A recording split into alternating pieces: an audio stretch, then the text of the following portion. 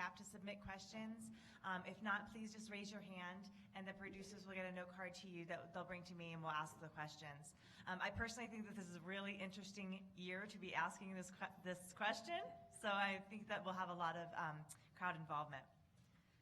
I will do some introductions, and then we'll go through some bios. Anita Sarkeesian is a media critic and the executive director of Feminist Frequency, a nonprofit that explores the representations of women in pop culture narratives. Her work focuses on deconstructing the stereotypes associated with women in popular culture, as well as highlighting issues surrounding the targeted harassment of women in online and gaming spaces, and she lives in San Francisco. Florence Williams is the author of The Nature Fix, Why Nature Makes Us Happier, Healthier, and More Creative, and Breasts, a Natural and Unnatural History, winner of the 2013 Los Angeles Times Book Prize. She's a contributing editor of Outside Magazine and a freelance writer for the New York Times Magazine, National Geographic, and other publications. She is also a writer and host of the new Audible original podcast, Breasts Unbound. She lives with her family in Washington, D.C. Heather Hansen is a performative and visual artist known for her kinetic drawings. She has performed and exhibited in major cities throughout Asia, Europe, and the US. Her kinetic drawings series, a hybrid of dance, film, and visual art, utilizes the body as a drawing tool to transcribe movement to canvas. Hansen currently lives in New Orleans, and for those of you who are interested in art and performance art, you should go to her website. It's really cool. It's heatherhansen.net.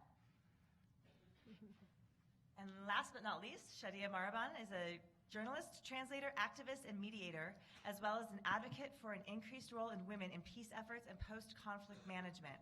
She is currently working as a consultant for the Mediators Beyond Borders International, and also part of the United Nations Development Program XPRES, which is the expert roster for rapid response. I'm sure I butchered that. She is based in Indonesia. Thank you very much.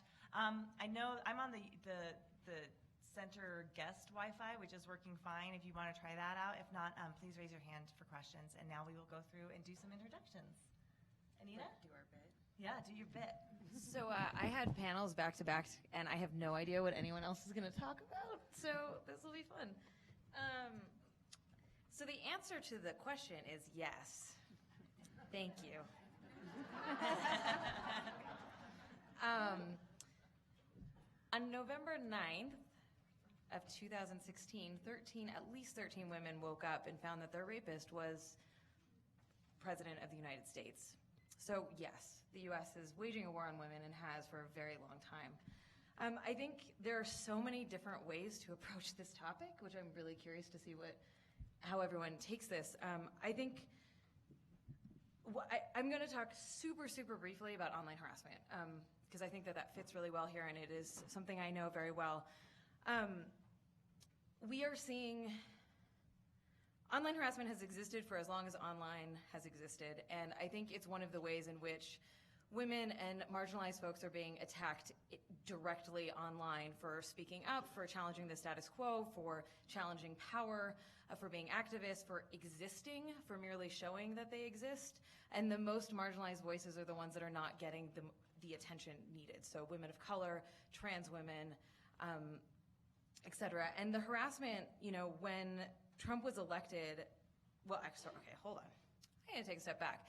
The reason I'm talking about this is because I've been the target of an online harassment campaign since 2012.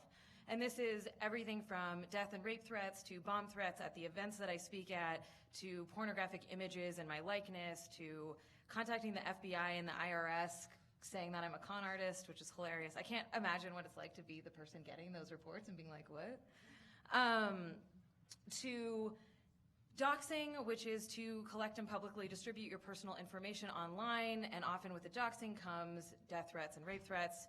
So there's so many different tactics that are used to attack people, specifically marginalized people online. So one of the things that I do with Feminist Frequency is I advocate to end online harassment. I work with social media companies to change their policies and change their product to make it harder to do that. And I think that this is one of the new strategies and tactics, new-ish, right? It's been ramped up over the last several years to go after these voices. And so when Trump was elected, I got asked a lot to speak about online harassment and Gamergate, which was this wide this large-scale attack against women in and around the gaming industry that started with Zoe Quinn, who's a game developer, and her ex-boyfriend wrote this like lying screed about how she slept with all these all these reviewers to get positive reviews on her game, which is all lies, and it started this enormous campaign of hate and harassment against women in and out of the industry, which caused a lot of women to leave the industry and to stop working in it because it got so vitriolic. So when I was asked to do all these interviews about Gamergate, which is this niche gaming thing, and like the election of the President of the United States of America, I was like, oh my God, are you serious right now? Like what? Let's put this into context. But the strategies were the same. The strategies that the harassers used against us in and around the gaming industry are the same strategies that are used to get Trump elected, right? The memes that were used online to demonize his opponents or to prop him up were used. The kind of backlash sentiment that happened around the elections in terms of, you know, one of the ways that he got elected was to blame women and people of color and Islam and terrorists and all of these big, horrible boogeymen that aren't real, that aren't the real problems. And the same thing happened in games, right? Women were accused of all of these things that they weren't accused of. And it was this backlash to progress, right? That we're seeing progress in and around the games industry. We are seeing small-scale progress in our society as marginalized folks are becoming more visible and having more positions of power, and we're seeing the backlash against that. And so, yeah, I guess I'll just leave it at that, and I think that the conversation we'll have is really interesting. I just wanted to put that perspective on one of the tactics that's used against women to silence us and make us step down from our work.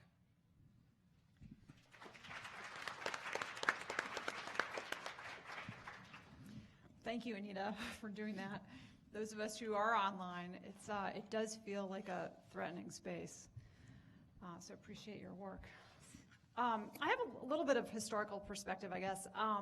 I looked up the phrase war on women, and I guess it really started getting a lot of traction in around 1992 when Susan Faludi wrote her book Backlash, The War Against Women. She was, in fact, sort of anticipating, you know, what we would see for the coming decades. And at the time, I was frankly a little bit skeptical. I grew up in the 80s. I come from a long line of very kind of independent professional women. My great-grandmother was a widow. She became a lace merchant. My grandmother was an attorney. My mother was a psychologist. And I kind of had bought into this sort of feminist triumphalist narrative, you know, after the 70s, which was that things were really getting better. And it seemed like they were, you know, in my family and, you know, hopefully in other people's families. But, you know, Susan Faludi wrote this book in 1989.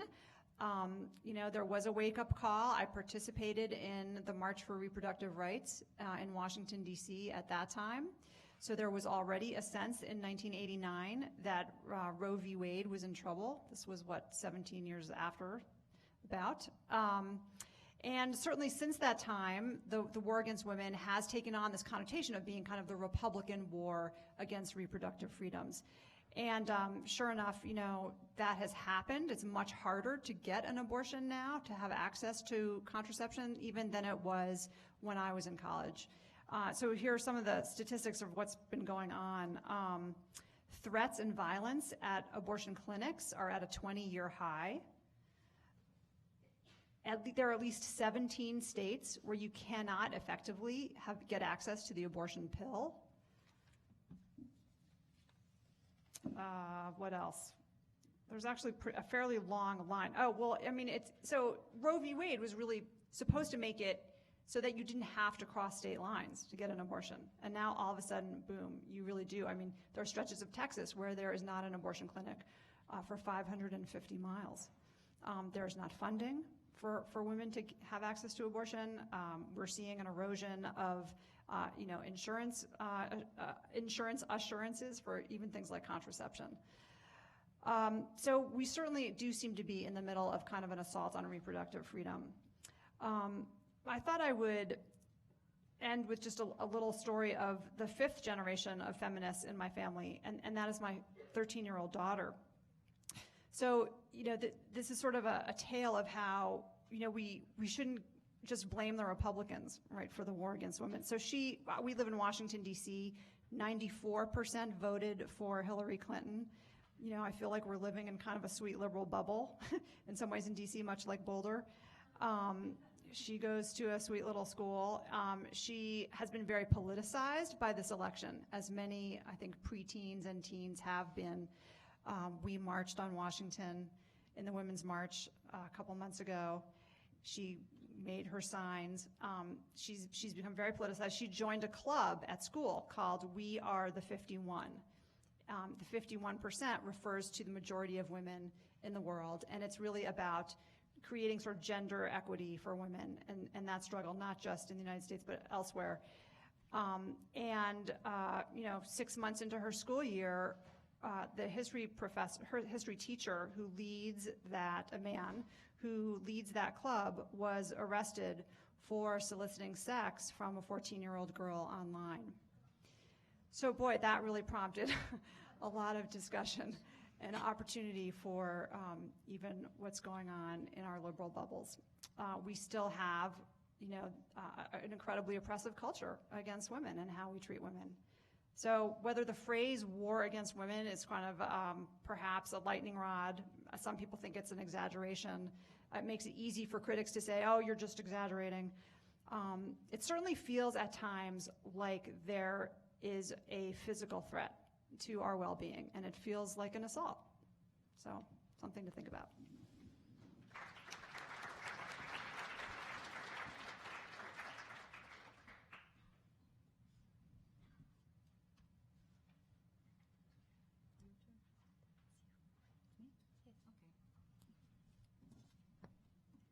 All right. Good afternoon. I'm not American, but I can give a perspective from my experience and working in the international arena. I think many of us forgot that all of the struggle that we have been working for the last, the struggle of women for votes and gender equality, we've been doing that for the last, maybe in the United States, more than 100 years, and in my place, probably less than 50 years. However, I think it is, again, about power dynamics. It is about getting who are in power. If you look at the recent case of the impeachment of Korean president, for example, Park Geun-hye, and also the Brazilian president, Dilma Rousseff, on the accusation of corruption, the emphasis of what we see on the news is more about her being a woman, not so much about the case. Dilma Rousseff is an icon, is an example of a woman in Brazil and how she won the election democratically. However, something happened along the way, and when she fought for it, it doesn't seem that the media or even international and women in general are helping her in terms of getting her name back, besides the corruption case. And then we have also Park Geun-hye. Another interesting story is that the culture different in every parts of the world, I guess in Korea, in Brazil, Indonesia, and Myanmar. Myanmar is one of the places I work, and probably most of you have heard of Aung San Suu Kyi. She's a very great prominent leader. She spent 25 years in pressuring the military government to bring democracy for Myanmar, and 15 years of house arrest.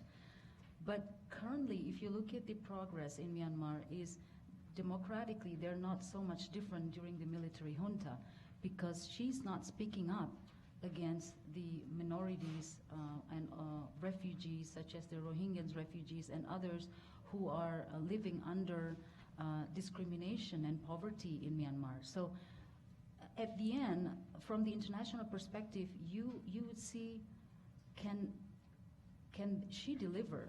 Can she really bring justice and democracy and gender equality? Because many of the women who are in power, I work in a development situation, where women are elected, they tend not to promote the gender equality as they're supposed to be, because all of them are acting like they're there because they're capable. It's true that they are capable, but at the same time, we need individuals also to support, and we need government to support.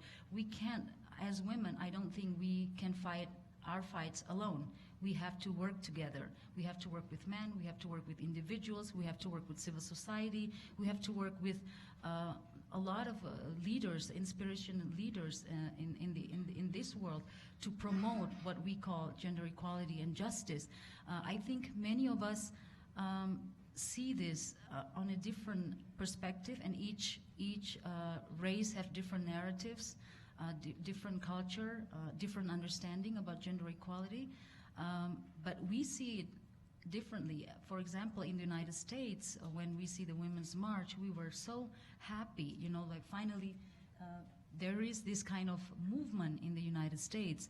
But then there are some other elements as well. People felt that many of this March movement was kind of a hijack with other issues coming in. This is from the international perspective, not me as Shadia speaking, because I know I've been coming in and out of the United States, but I was in Thailand, I was in Myanmar, and people talk about like what is this march really meant for the women, and what is really meant for changing the democratic system in the United States. I couldn't answer that.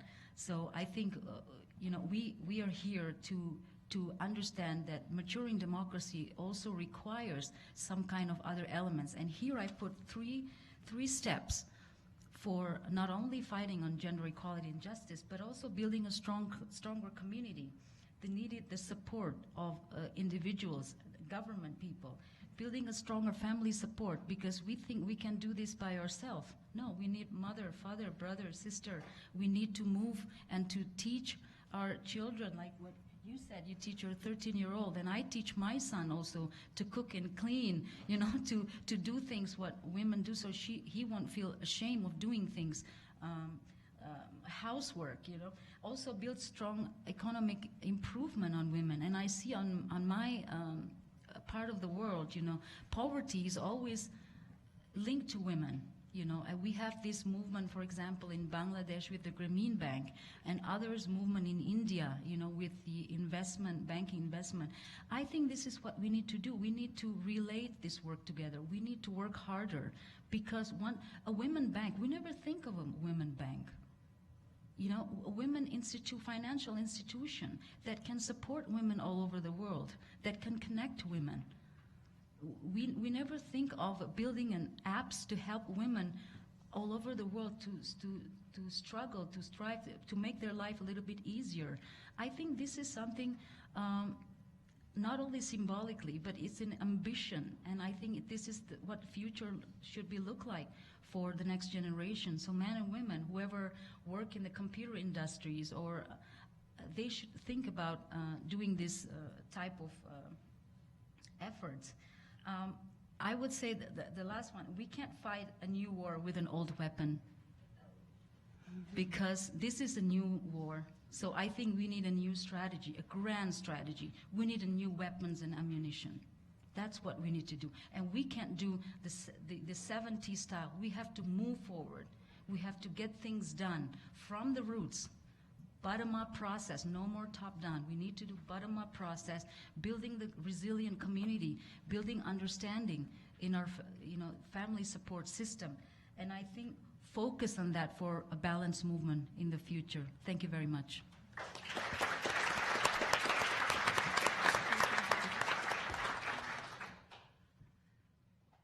Hi.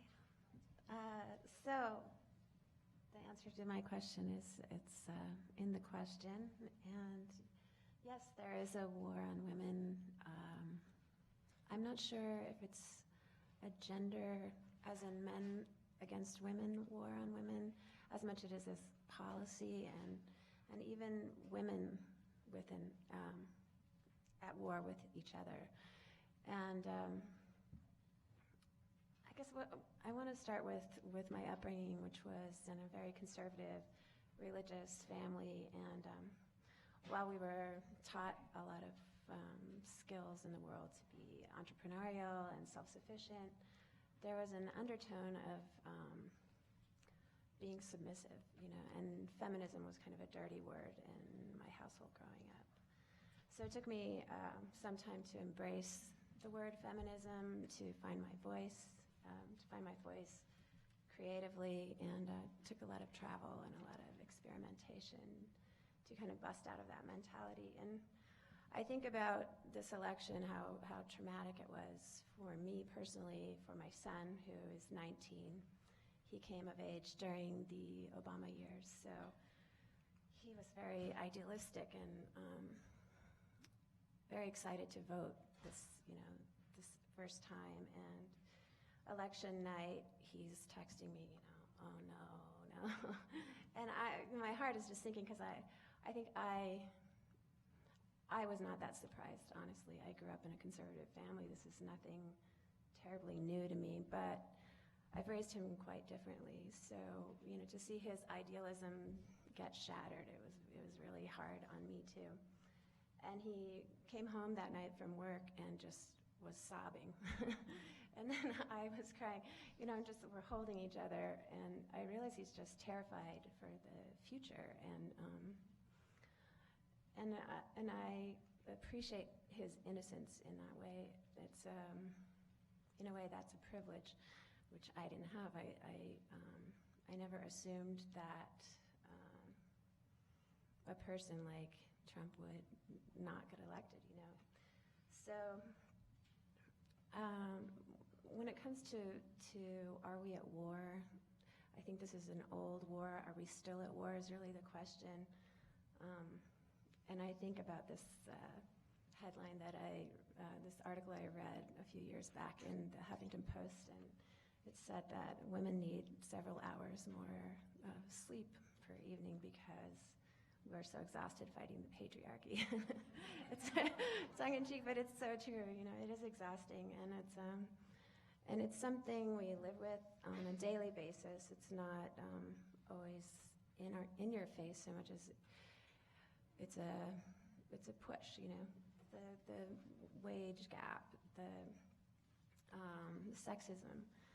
I can just go on and on. I won't get deeply into that. We'll wait for questions, but that's my personal take on this.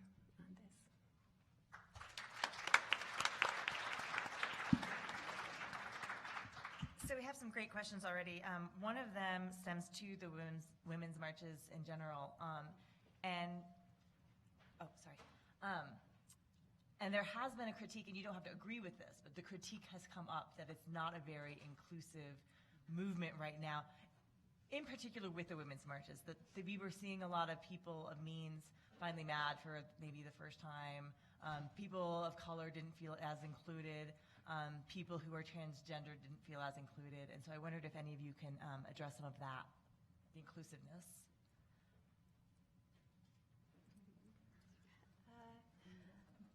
I can answer that. Sure. After the election, I went to the march in Washington. I just felt very compelled to do that, and drove up with a group of, strangers from New Orleans. One friend, and the rest of the car was strangers. We all just felt like we needed to go,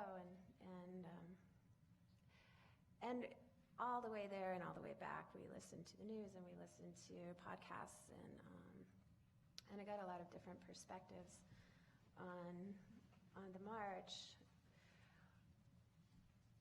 And the same day, I went to the African American Museum, which was just amazing. And there was something important about seeing that museum on that day, where you feel this power of, millions of women actually not battling each other, coming together for a common cause. But then going to this museum, and I just,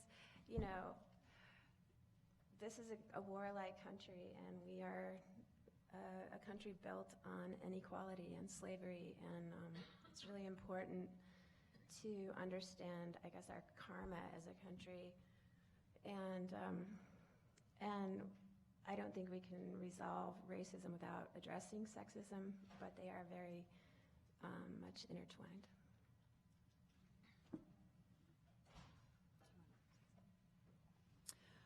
I mean, it did strike me at the march, actually, that there were lots of different people of color. I went with my 80-year-old dad. There were old people, there were young people. It was probably the most sort of diverse march, really, that I've seen or participated in.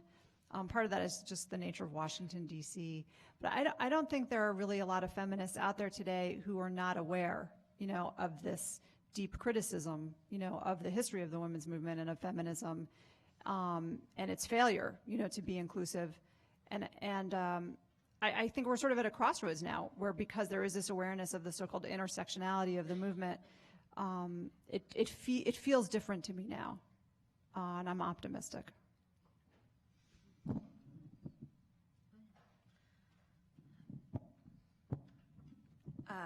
Yeah, I think that it is a criticism that came out of communities that were the most affected, and that it's really important to listen to that.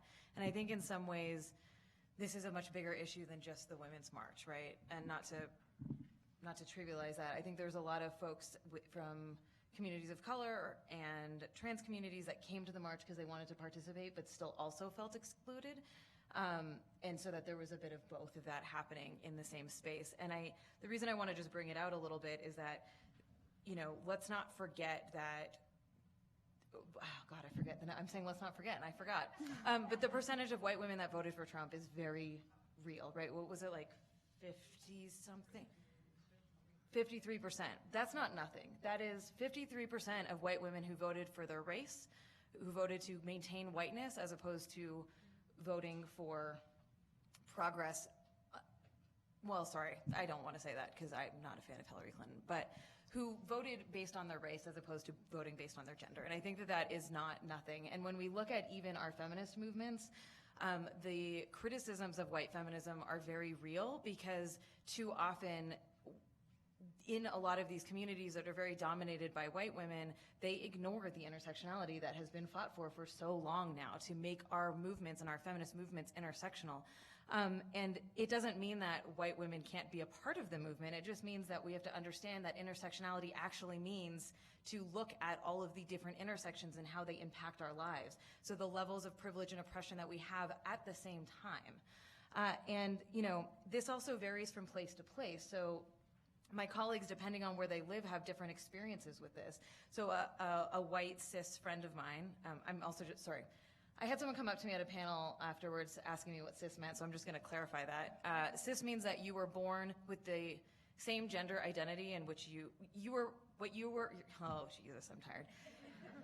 The gender in which you were assigned at birth is the gender in which you identify. So I was assigned female at birth, and I identify as female currently. So she's a white cis woman that lives in a Midwest conservative town, and when she brought up on her local Women's March group that there needs to be more space held for women of color and the issues around that specifically, and what are they going to do about it? And they said, well, if that's a concern for you, then why don't you just start your own little caucus thing? Like, that's unacceptable in 2017 to say in any feminist space in anywhere really, but in the US, right? So I think that there are valid concerns that need to be addressed, and that we continually need to be having these conversations. And those of us with the most white privilege and those of us with the most cis privilege and all of the privileges have to continually speak up to the other people who are not taking this seriously or not being inclusive in our movements.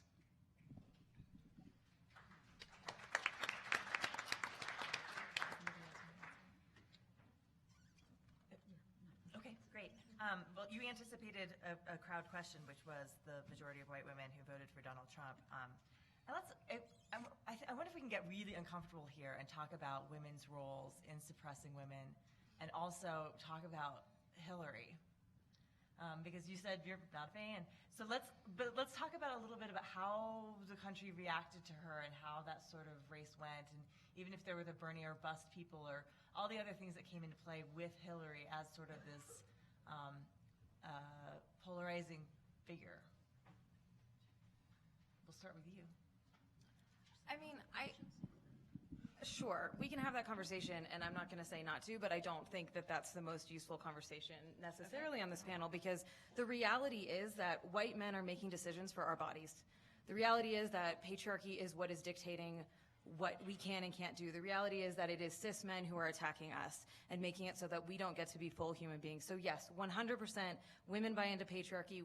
We grew up in the same general, well, culture, I guess, ish, as a broad statement. And I think it's important to really remember that. And so while having conversations about internalized oppression and talking about the ways that women attack other women is totally valid, let's not get too bogged down in that, because it's a little bit over here when the reality is we are being attacked by, and I'm saying attacked, and I don't think the war on women is an exaggeration in terms of the language, although I do get that it's alienating. But so part of me is hesitant to even go down that road, because like, let's keep our eye on the prize, so to speak, right? Like, let's focus on who is actually battling us.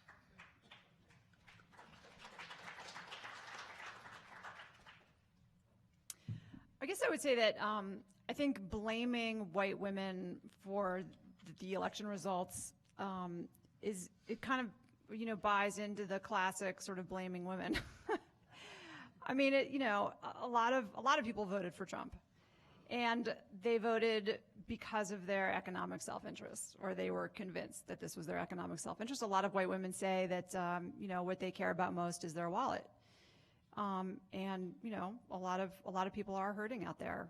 So I just think we have to be careful not to sort of like totally blame women. I mean, you could pick apart this election, which was really won on 140,000 votes in 3 states, and you could blame a lot of different categories. So I'm not sure the finger pointing, is all that useful.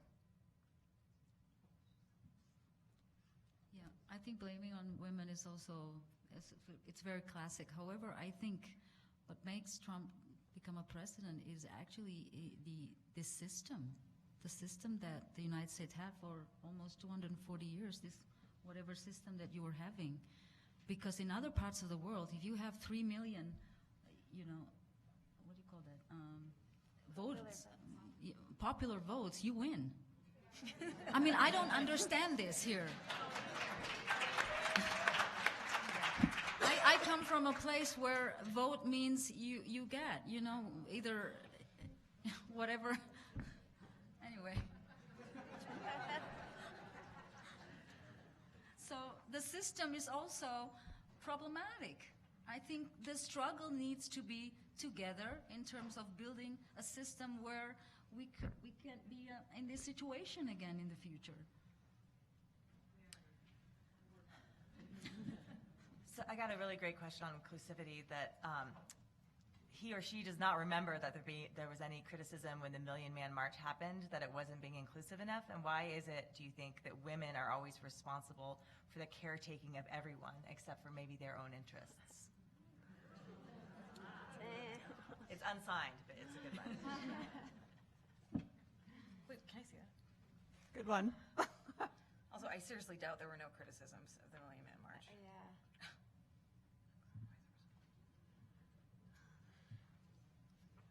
Do you want me to? Well,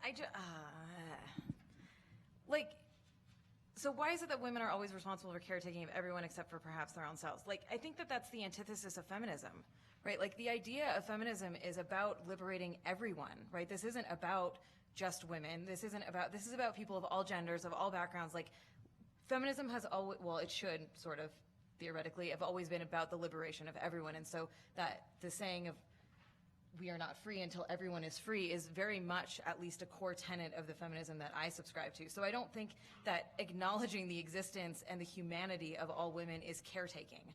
And if it is caretaking, I'm down. Like, I'm down to be a caretaker. I think women just have to fight harder. I remember, even I'm experiencing myself, as a advisor, even working at a higher level at United Nations, for example, and still that doubt, because you're a woman, and we're waiting for the consultant, and I said, I am the one, and he looked at me like, are you serious? I experienced that thousands of times, but you know what? That makes me stronger. I don't want to feel bad of myself. I use that as a power in me that I can gain, that I can learn more, even understand more. I make more friends by being, sort of a small little fighter, So I think it's really in you, and I don't want to see it in differently. I think in other parts of the world, I give you an example recently of one-child policy in China, for example. You have all this freedom here, the same like in my country, Indonesia. But imagine, there's an enforcement to have only one child for how many years in China, and that's a torture. For some families, and also in other parts of the world where you can't do any sort of health screening or reproductive health for women. So there's good and bad in anything. I think we just have to agree to some kind of balance. But in the situation where we have this new administration with some sort of belittling women, and putting down with his own words, I think we need to fight differently. I think, we have to do it in a way where everyone in this country can understand that, the gender equality it's for all of us. It's not only for women, but for all of us. What are the new weapons that we could use in fighting this new war? And I also have a follow-up question. Are there tactics that the other side has brought to the table that women and women's advocates could use against the other side? Well, I think the question is giving yourself let's look at it this way. Let's look at this political situation in the U.S. It's a blessing in disguise. I hate to say that, but let's do it that way so that we can move on and we know how to measure our success. We don't repeat the same failure. We don't do it, again and again and we fail. We have to succeed. In some way, we need that grand strategy. And the weapons is really what you have here as a tool, whether it's a constitution, whether it's on the system that is no longer applicable, for the 21st century, and whatever that you think that's increasing capacity of women, not only in the realms of freedom of speech and freedom of expression, but also political participation. It is increasingly important for people. Let's not focus only on the leadership. What I mean political participation mean even in a small town, you can make a lot of changes. Even in small village in my area, if women take a role, then we will make a change in the village. We will make a change in the community and then in the society. But again, women fights cannot be alone. We are strong, but we need help. We need help because this is how the world is being designed, like what Anita said. This is the world of patriarchy. We still fight maybe in the next 500 years. However, things will change if we do it differently.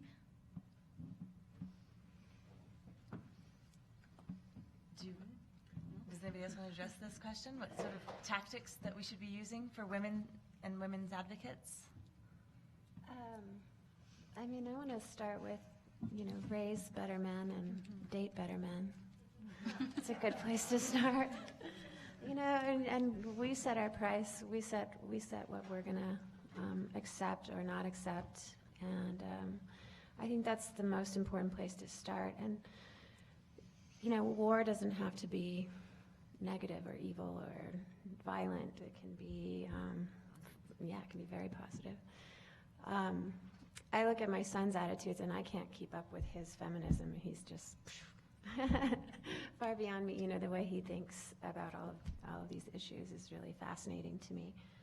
And I think that's the goal. Every generation, in my perspective, is getting a little more progressive in their thinking about gender.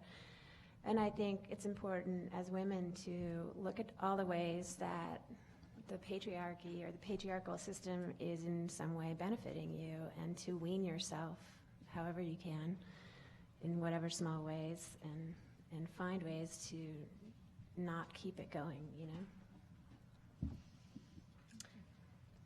you want to? Go ahead. Are you sure? Yeah. So one thing that I I don't think it's a new war. I think it's a very, very old war. It's the same one that's been fought for a long time. And the panel that I came here late from was an art exhibit at the museum here that showed these caricatures of women who it was used to degrade them, right? So like in these really awful positions or really grotesque bodies, and it was these like, whatever. So that was in the 18th, 19th century, and it's still the same shit that we have today, right? But I do 100% agree that we do need new strategies, and what do those look like? In addition to that, when Trump was elected, a lot of white men in my life all of a sudden really cared in a way that they never did before because they were never affected.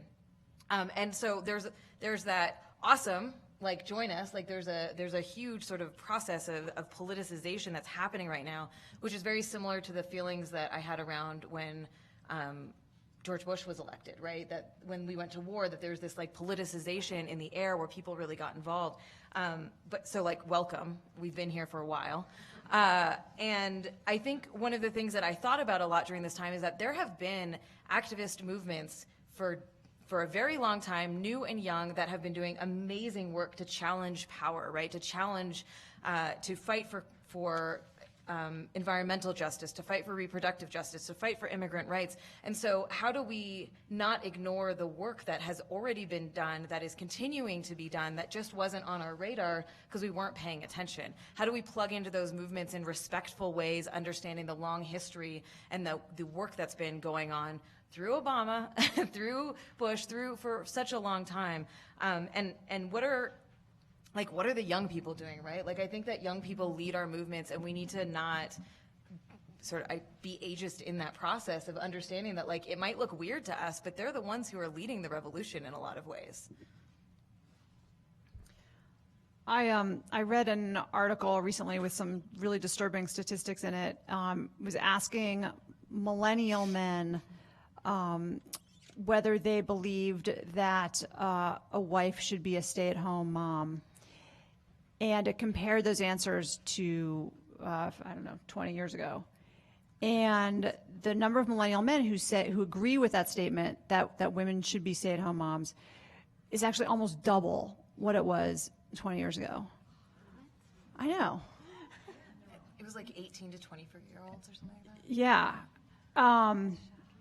So, wow, right? And so I think that really gets to Hannah's point that, one of our greatest weapons is culture.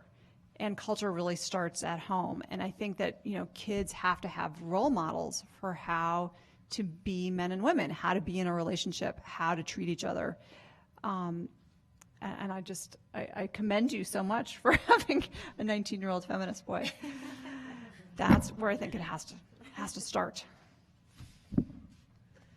What do you see are some of the characterizations or personality traits of men who fear women in power? Don't say what you're thinking. I know.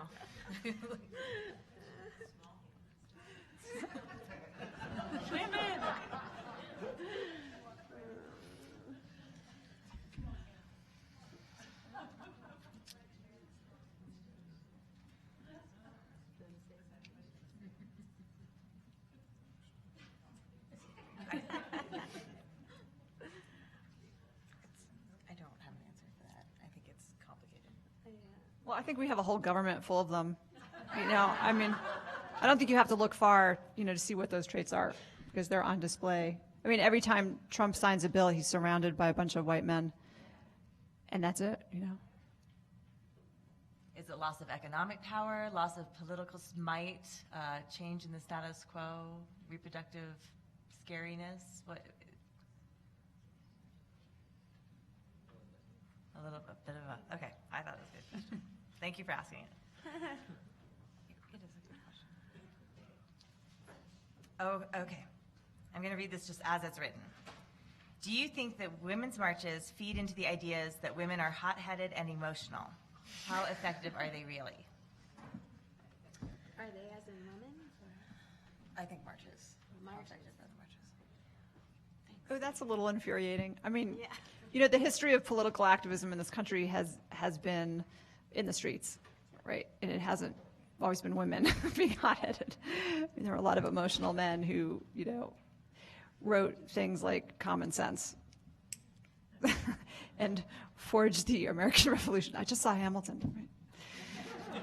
He was hot-headed. So, I think that's kind of a non-starter. I love when we're accused of being emotional when if you look at my Twitter feed, it's all dudes freaking out that I exist. Right? Like, I'm like, you really want to talk about emotional? Yeah.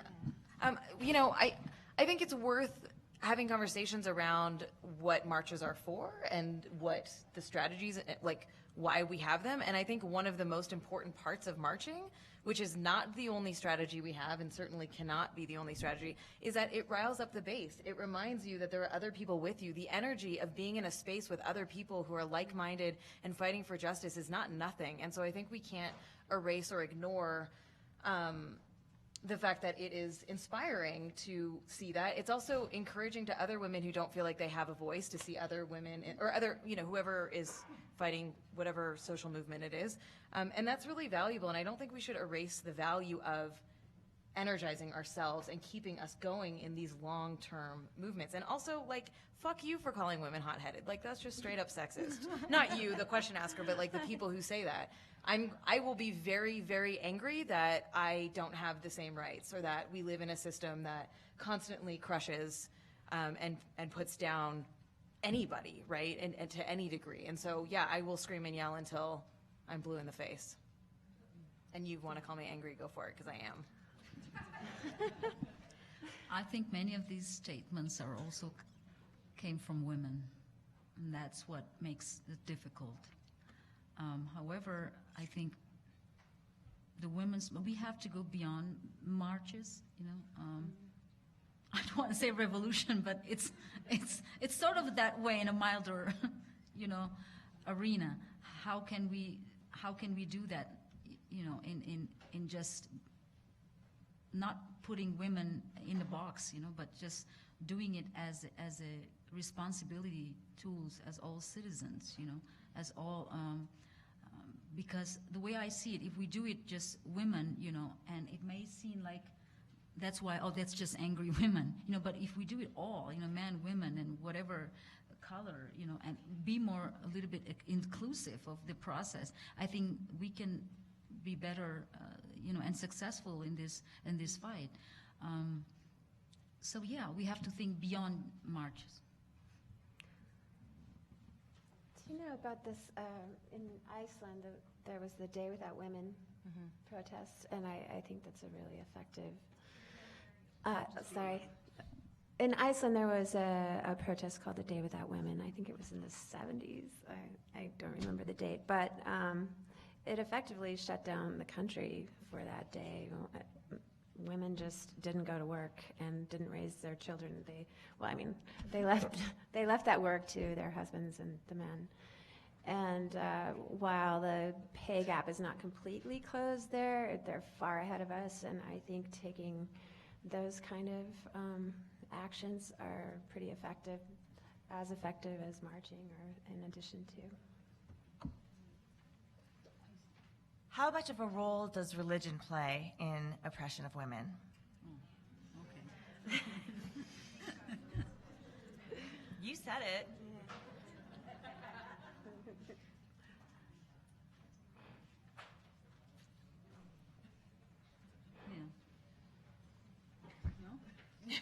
I think everyone looks at me, right? Okay. Well, I think depends on how you looked at it, There are some elements in the religion that completely, block, this women coming up, to show herself, However, there are also some positive things, so we have to look at these things in a balanced way. We can't be too extreme. We can't do this both hot and this side is hotter. We have to balance it with hot and cold and see it from the perspective of culture, tradition, and norms in every religion in a country. Growing up in a place where a little bit conservative, I would say, but my parents are not blocking me or stopping me from being what I want, you know. He always say, you can be what you want, you know, just be yourself. And I think that really give a confidence, but he is always with me, and he always supports me. And I think without his support, I can't reach what I am now, you know. So I think his support meant a lot. So I may grow up in that conservative family, however, he gave me a lot of confidence for me to study, you know, to achieve what I want to do, to grow, to travel, you know. And so that kind of give me a confidence to become a woman in a sense of understanding religion, culture, tradition, and norms. And I think I don't want to exaggerate the role of religion, but it is somehow in some parts of the world did have an impact, in particular if it's combined with culture or tradition, you know, like if female genital mutilation, people thought that's Islam, because that's actually a practice in Africa where people are doing this kind of practice. And in different parts of the world, different Christian denominations, also in Indonesia, where it's a little bit scary if you if you learn about their understanding, you know. And so other parts of the world, there are many stories of these. If you learn about culture, if you learn about other religion, the thing is to understand, to give space, to embrace, and to learn different culture and different religion. And I think that's the beauty of who we are.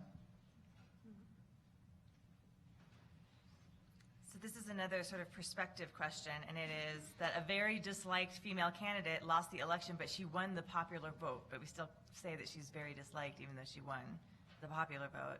But how does this era even compare to the 80s, when it was extremely controversial to put a woman on the Supreme Court? So do we want to talk about progress at all, or how some things have changed? Yeah, I mean, I did run across some interesting kind of points. You know, there are some bright spots on the horizon. I mean, a lot of states, even at the same time, while they're, you know, restricting abortion access, they're actually increasing paid leave legislation. So we see that as something that's happening. Don't forget, it was women judges who granted stays against Trump's Muslim ban. So the courts do have a lot of women judges on them. They are wielding power. There are signs of progress out there. I you know, I look at Emily's list. You know, I'm from DC. They have a whole campaign now, you know, that is teaching women how to run for office, and they're teaching them how to fundraise. They're teaching them how to give speeches, teaching them how to you know, form sort of grassroots activist organizations. And I thought this was really interesting. The Republicans have actually responded by teaching male candidates, how to fight women candidates. So the war continues. Given that we are women, written by a woman, given that women are a majority of the world's population, why do you think we are even fighting this war? Why didn't we just overthrow the horrid oppression?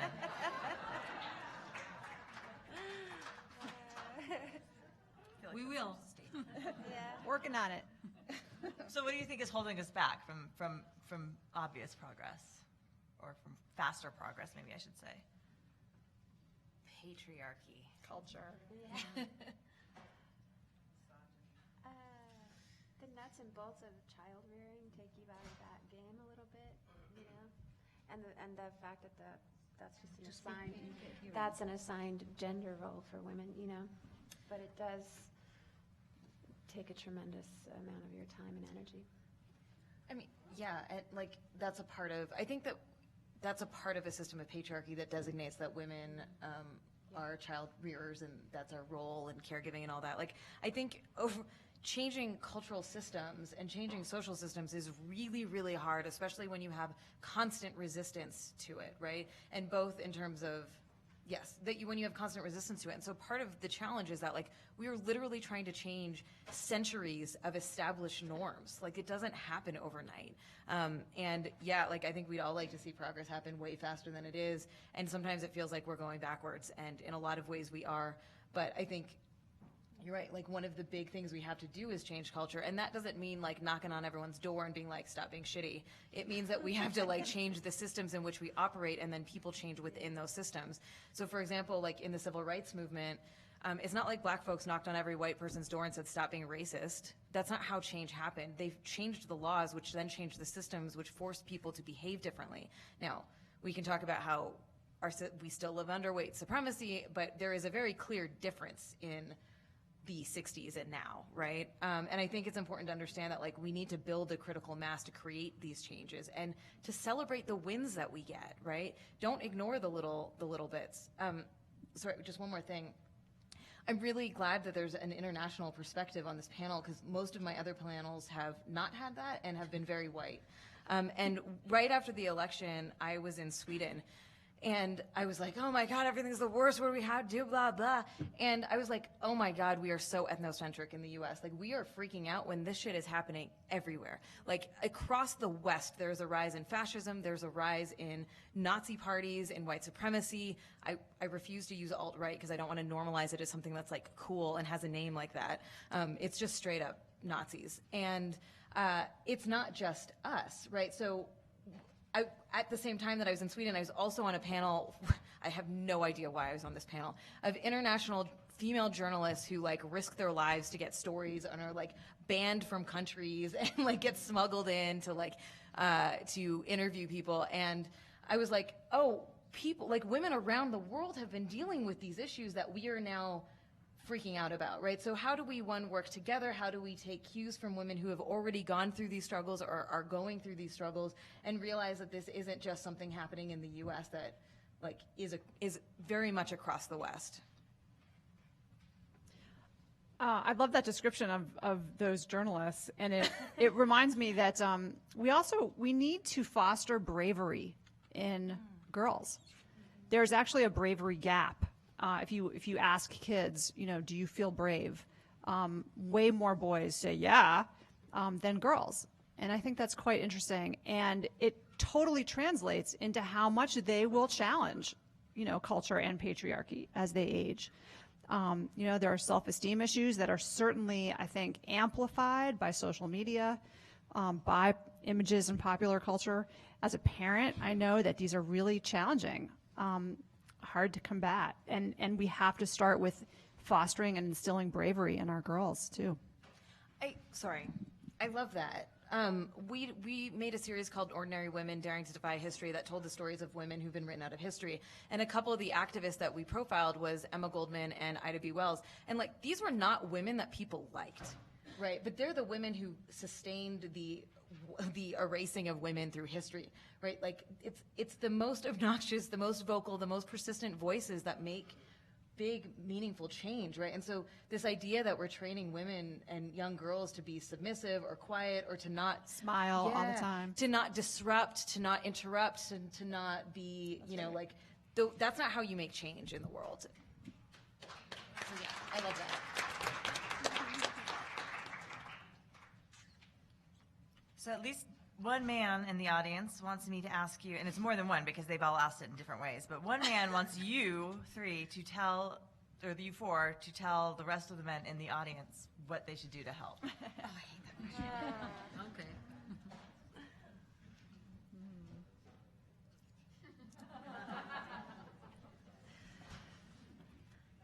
Listen, and you're here listening. Yeah. So great.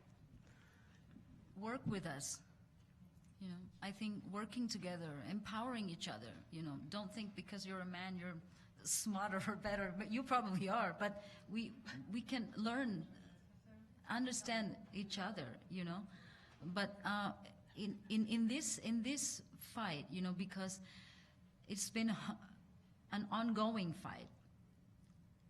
We need that big grand strategy, as I mentioned, but we need to work more closely.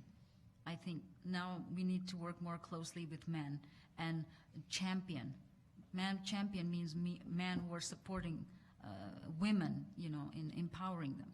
And also working together, in building a stronger community, supporting women. I take an example on Syrian refugees, Many of us, when we look at the picture of Syrian refugees, we as women I work mostly with refugees as well, and why don't we think about providing home, for the women, by the women? Don't you think that's a cool idea? And that's a global thing. So we have to think global. We no longer can think only in, local thing we should empower bottom up. However, we should also think globally. I mean, nobody in Syria wants to go to Europe. Believe me, it's cold in Sweden. Nobody wants to live in Finland, And I met many of them, and they said, look, we don't want to go, but we have nowhere else to go. And these are women and children, babies, little kids. And seeing this picture, and we're seeing, like, how can we see these things happen? And we don't do anything as women. And we think we fight for women, but we don't do anything for these restless refugees.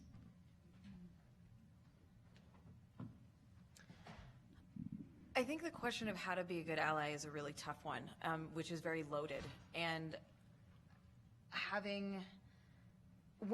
think that it's the job of allies, whether it's about being, whether you're white or male or cis or straight or what have you, wealthy, is to talk to other people of that privilege, right? It is constantly put on those oppressed bodies to educate everyone else.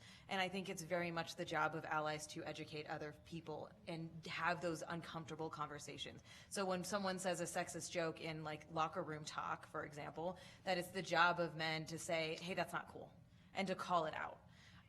And education is really important. And so not coming up to your female friends and being like, teach me the history of feminism and what do you think about all of these things?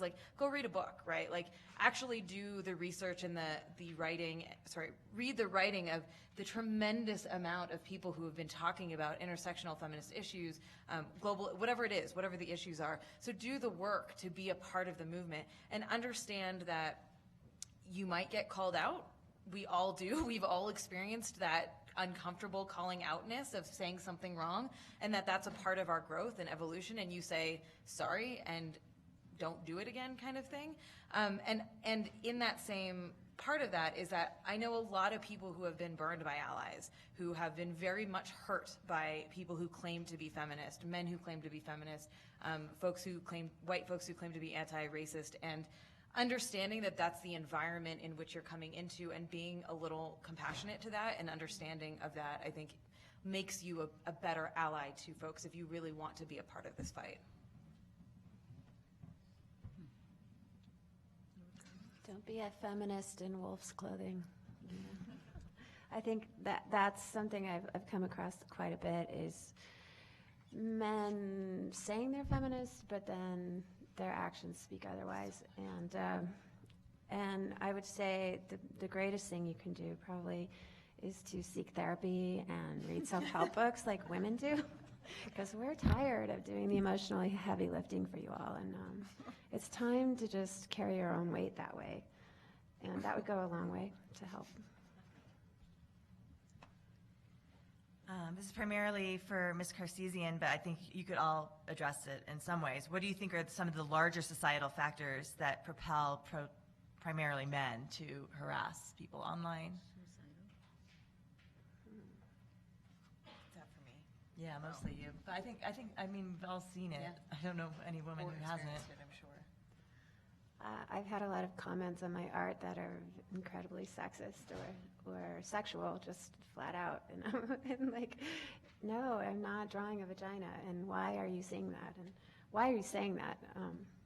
And that's just minor. I'm not getting death threats or anything, but you can't even put a painting up online without expecting some kind of feedback like that. But do you think it is about our culture that sort of is propelling that availability? Is it just technology? Is it anonymity? Is it? I think bigger? that anonymity encourages cowardice like that. Yeah. But that's my perspective. What do you think? I have so many thoughts about this. I'm trying to think of like a very succinct one. I think so in games specifically, but we see this when women get attacked across the board, that it is very much a sense of entitlement, that men believe that there are certain spaces that are just for them, and how dare women come into these spaces and exist in them and speak up about them. So for gaming, we've been like, we've been here forever, right? Like, we've been making games since they started, we've been playing games since they've started, and this is apparently shocking to some men, and they don't think we should be around, and they have this very entitled perception of like, we're taking their toys away. And they are reacting in these really aggressive ways when we're challenging the fact that, like, it is not okay that our games are full of sex objects constantly, for example. That women need to be presented, and as we're playing games, we need to be presented in equitable, respectful ways as well. And I think that part of this issue, like, anonymity does play a role, but I actually think that when we focus on anonymity, we lose the larger context of how harassment happens. So, for example, I've gotten harassed by people on Facebook where it has their name and their places of work and the picture of them with their girlfriend, and you're like, wow, if your girlfriend knew you were a shitbag. And so it's not always anonymous, and while it does exacerbate sometimes, it's just people are willing to be shitty non-anonymously, right? That if you make the means of harassment easy, a lot of people will jump in. So, for example, Twitter's a really huge platform for harassment because it is so easy to do.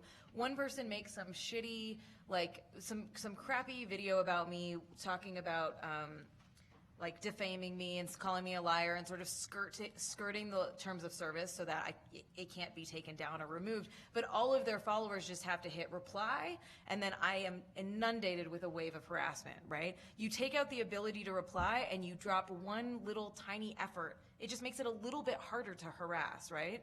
So it doesn't matter whether their faces are on it or not, because they're just like, dumb bitch, right? Or death threats or what have you.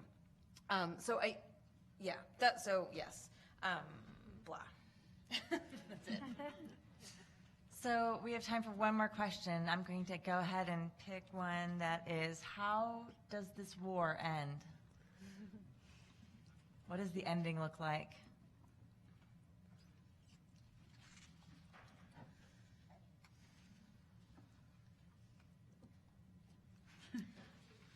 I've spent a lot of time trying to imagine what a patriarchy-free society looks like. And it's really, really hard because it's so ingrained in everything. I put that out there as like a really interesting thought experiment for folks who've never done that. Would buses look like they currently look? Probably not, right? Like, it's that granular.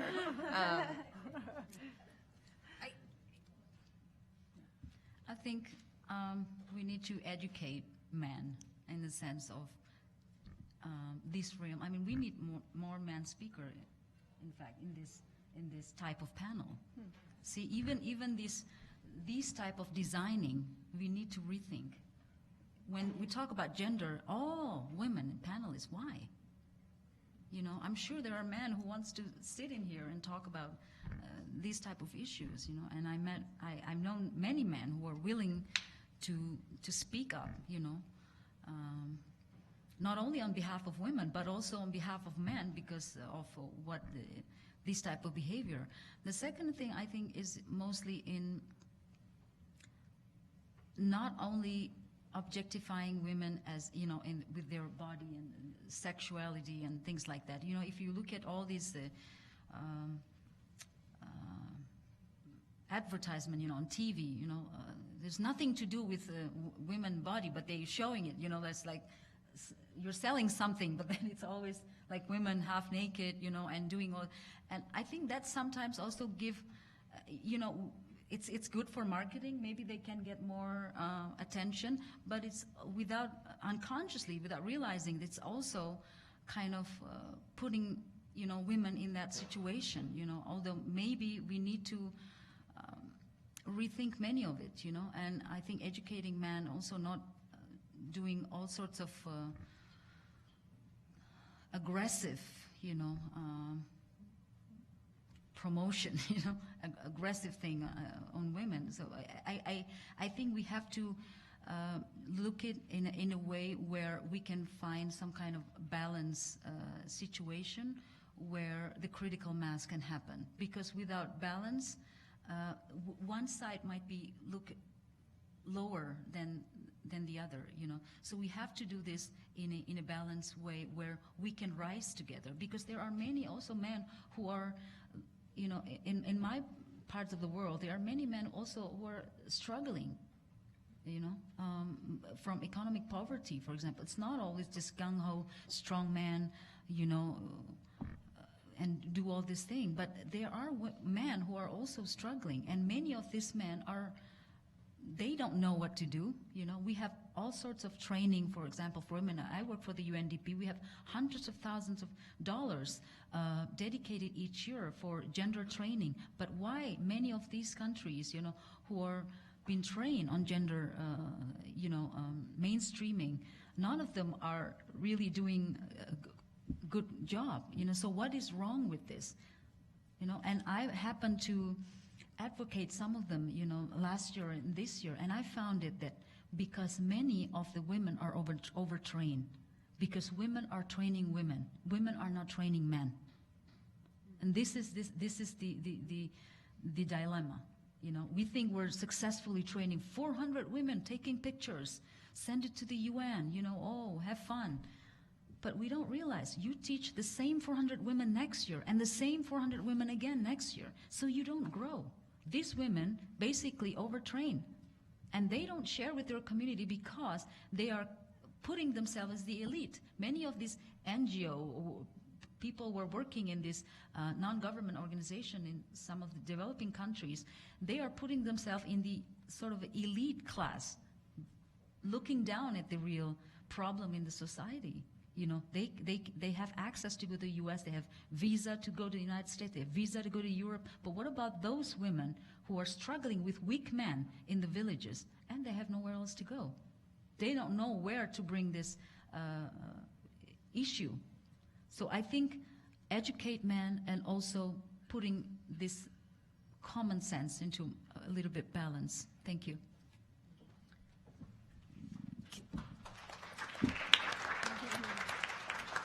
We have 2 minutes left, if you guys can bear with me. How do you all work with women who don't feel oppressed? How do you bring them into the dialogue? And they're the women who are like, everything's fine. What are you complaining about? March for what? Stockholm syndrome. That's all I have to say. I think that if women who have that belief are sorry. We need to educate and reach out to women as well, not just to men, and it's a lot of work, but we can't just let those kind of attitudes go by, uncalled out. So that's my perspective. So, just on the question before that, and I think it is relevant to this, I just wanted to quote Audre Lorde, "The master's tools will never dismantle the master's house." So when we're talking about vision in terms of what does the end of this look like, I think it's really important that we reconceptualize power. That just getting a woman into the White House doesn't mean that all of our problems are fixed by any stretch of the imagination, and that all issues are women's issues. And all women's issues are all, well, no, that doesn't, or whatever, anyways. I think it's really, what's one piece of this that is fundamental for us to remember is that our conceptions of power are rooted in these oppressive systems. So let's dismantle those concepts of power and reconceptualize them to be more humane, to be more about all genders and all races, et cetera, et cetera. So when we envision the future, what does that look like? Very good. Thanks for everybody for coming. Sorry, sorry. That's fine. No, please do. Well, I was just saying, when back to my daughter, when I think of her future and what I would want for her in a more progressive future, it would be a place where she is physically safe and where she feels empowered economically and politically.